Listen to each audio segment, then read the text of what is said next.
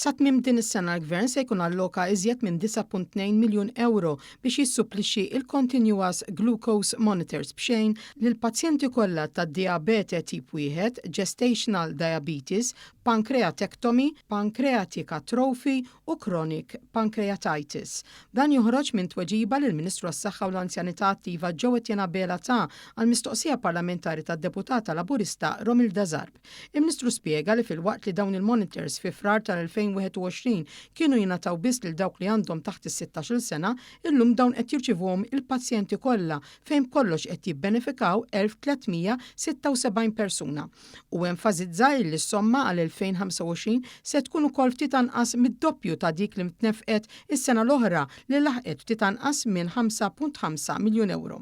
Fit-tweġibiet separati li d-deputata Romilda Zarb dwar pazjenti li jinsabu fuq l-insulin pump therapy, il-Ministru għas-Saħħa spjega kif hemm pjan għal taħriġ ta' professjonisti involuti fil-kura u l-maniġġjar tal-pazjenti waqt li daqs se jitħabbar meta l-apparat se jibda jitqassam lil kull min għandu sa 18 sena.